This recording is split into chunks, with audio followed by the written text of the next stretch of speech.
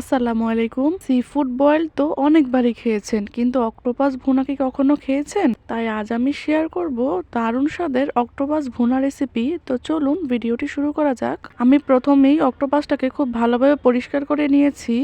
এবার একটা কড়াইয়ে পরিমাণ মতো পানি দিয়ে লবণ আর হলুদ দিয়ে দিয়েছি আর অক্টোপাসটাকে দিয়ে দিয়েছি। এবার এক টুকরো লেবু আর এক টুকরো আদা দিয়ে অক্টোপাসটাকে খুব ভালোভাবে সেদ্ধ করে নিব, যাতে অক্টোপাসের ভিতরে যে ময়লাগুলো থাকে সেগুলোও বের হয়ে যায়। আমি প্রায় 10 থেকে 15 মিনিটের মতো চুলার আঁচটাকে লো টু মিডিয়াম আঁচে রেখে অক্টোপাসটাকে সিদ্ধ করে নিয়েছি। এরপর ঠান্ডা করে ছোট ছোট করে টুকরো করে কেটে নিয়েছি। এবার আমি এটাকে ভুনা করব, তার জন্য কড়াইয়ে পরিমাণ মতো তেল দিয়ে দিয়েছি। এরপর দিয়ে দিয়েছি কিছুটা পেঁয়াজ বাটা, আদা বাটা, রসুন বাটা দিয়ে 1 থেকে 2 মিনিটের মতো নাড়াচাড়া করে কষিয়ে নিয়ে ছোট ছোট করে টুকরো করে রাখা অক্টোপাসগুলোকেও দিয়ে দিয়েছি। অক্টোপাসগুলোকে মশলার সাথে 2 থেকে 3 মিনিটের মতো খুব ভালোভাবে নেড়েচেড়ে মিশিয়ে নিতে হবে। এরপর দিয়ে দিচ্ছি সামান্য হলুদ গুঁড়া, লবণ, মরিচের গুঁড়া দিয়ে নেড়েচেড়ে খুব ভালোভাবে মিশিয়ে নিচ্ছি। হলুদ আর মরিচটাকে অক্টোপাসের সাথে মিশিয়ে 2 থেকে 3 মিনিট খুব ভালোভাবে কষিয়ে নেওয়ার পর দিয়ে দিচ্ছি 1 চা চামচের মতো জিরা গুঁড়া, 1 চা চামচ ধনে গুঁড়া, 1 চা চামচ গরম মশলা গুঁড়া দিয়ে আবারও খুব ভালোভাবে নেড়েচেড়ে মিশিয়ে দিচ্ছি।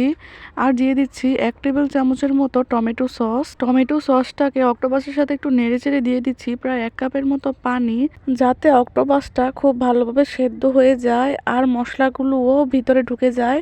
যখন বলক চলে আসবে তখন এটাকে একটা ঢাকনা দিয়ে ঢেকে দিচ্ছি। ঢেকে রেখে দিব প্রায় 5 মিনিটের মতো। 5 মিনিট পর ঢাকনাটা সরিয়ে আমি একটু নেড়ে ছেড়ে দিচ্ছি, যাতে নিচ থেকে লেগে না যায়। এরপর আমি আবারও দিয়ে দিচ্ছি 1 টেবিল চামচের মতো টমেটো সস।